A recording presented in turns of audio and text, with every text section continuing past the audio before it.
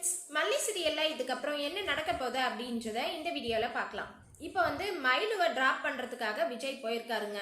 So ப்ரொமால பார்த்தீங்கன்னா விஜய் எதேச்சியாக திரும்பவும் மயிலுவை பார்க்க போகிறாரு. அது எதனால் அப்படின்னு பார்த்தீங்கன்னா, மல்லி விஜய்க்கு கால் பண்ணி மயிலுக்கிட்ட ஏதாவது பணம் கொடுத்தீங்களா அப்படின்னு சொல்லி கேட்குறாங்க. இல்லையே மல்லி அப்படின்னு சொல்லி விஜய் சொல்கிறாரு.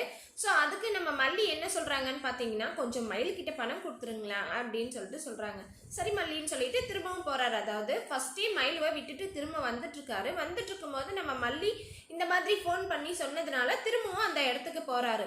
அங்கே போனதுனால தான் ஒரு பெரிய ஒரு ட்விஸ்ட் இருக்குது. ஆமாங்க, உடனே கீழே இறங்குனதும், அதாவது விஜய் காரை விட்டு கீழே இறக்கி விட்டதுமே இந்த மயில் என்ன பண்ணுறாங்கன்னா, அந்த தினேஷ்க்கு கால் பண்ணி எங்கடா இருக்க, சீக்கிரமாக வா அப்படின்னு சொல்கிறாருன்னா, வந்துடுறேன்னு சொல்லிட்டு ஒரு பக்கம் அந்த தினேஷும் ஏதோ ஒரு காரை எடுத்துகிட்டு நிப்பாட்டிட்டு அங்கேருந்து அந்த கார்லேருந்து இறங்குறாரு.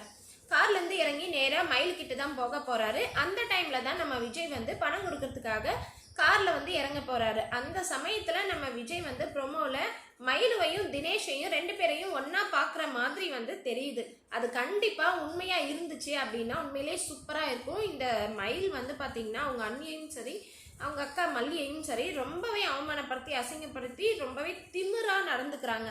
திமிரான ஒரு பேச்சு இருக்குது. அந்த திமிரெல்லாம் அடங்கணும் அப்படின்னா விஜய் இந்த டைம் கண்டிப்பாக மயிலுவையும் தினேஷையும் ஒன்றா நிற்க வச்சு பார்க்கணுங்க. அதுக்கப்புறம் இருக்குது கச்சேரி. இந்த மயிலுக்கு கண்டிப்பாக அவங்க மாமா அதாவது விஜய் கிட்ட வந்ததுமே இந்த தினேஷ் எஸ்கேப் ஆக போகிறாரு. ஏன்னா ஒழுங்கான பையனா உண்மையாகவே மயிலுவை லவ் பண்ணுற பையனா இருந்தால் கண்டிப்பாக அவங்க அண்ணன் அதாவது விஜய் கிட்ட பேசலாம். ஆனால் இவன் பார்த்தீங்கன்னா பக்கா ஃப்ராடு. இதே மாதிரி தேனு அப்படின்னு சொல்லிட்டு ஏற்கனவே ஒரு பொண்ணை லவ் பண்ணி ஏமாற்றி பணத்தெல்லாம் சுருட்டியிருக்கான். அது நமக்கு நல்லாவே தெரியும். அப்படி இருக்கும்போது மயிலுக்கிட்ட இருக்கிற அந்த நகை பணம் எல்லாத்தையும் எடுத்துகிட்டு பாம்பேலேயே பூனாலேயே போய் சேல்ஸ் பண்ணுறது தான் இந்த தினேஷோட பிளான். ஸோ அப்படி இருக்கும்போது விஜய் பார்த்ததும் கண்டிப்பாக அங்கேருந்து அந்த தினேஷ் எஸ்கேப் ஆக போகிறான். விஜய் இந்த மயிலுவை பலார்னு கன்னத்துலேயே ஒரு அறை விட்டு அப்படியே வீட்டுக்கு கூட்டிகிட்டு வர போகிறாங்க. அதுக்கப்புறம் தாங்க இருக்க போது கச்சேரி. இந்த மயிலுக்கு நம்ம அண்ணி அதாவது நம்ம நாகு பார்த்திங்கன்னா பொழந்து கட்ட போகிறாங்க.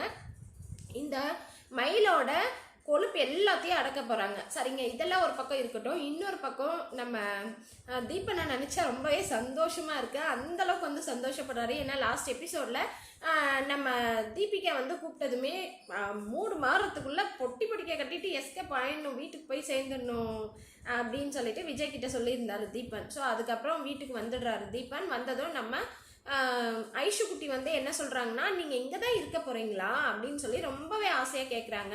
ஆமாடா செல்லம் அப்படின்னு சொல்லிட்டு நம்ம தீபனும் சொல்கிறாரு. ஸோ தீபிகா என்ன பண்ணுறாங்க, காஃபி எடுத்துகிட்டு கொடுத்துட்டு திரும்ப கிச்சன் போயிட்டு அப்படியே மைண்ட் வாய்ஸ் பேசிக்கிறாங்க. இதுக்கப்புறம் தான் என்னோட வேற ஒரு ஆட்டத்தை பார்க்க போகிற நீ அப்படின்னு சொல்லிட்டு பேசிக்கிறாங்க. ஸோ அவங்க எந்த ஒரு பிளான் வச்சுருக்காங்கன்னு தெரியல, வெயிட் பண்ணி பார்க்கலாம். ஆக மொத்தம் விஜய் இந்த தினேஷையும் மயிலையும் ரெண்டு பேரையும் ஒன்றா வச்சு பார்த்தா ரொம்பவே சூப்பராக இருக்கும்னு நினைக்கிறேன். நீங்கள் என்ன நினைக்கிறீங்கன்னு சொல்லிட்டு மறக்காமல் கமெண்ட் பண்ணுங்கள். இந்த வீடியோ உங்களுக்கு பிடிச்சிருந்தா லைக் பண்ணுங்கள், ஷேர் பண்ணுங்கள், சப்ஸ்கிரைப் பண்ணிக்கோங்க. ஓகே ஃப்ரெண்ட்ஸ், பாய்.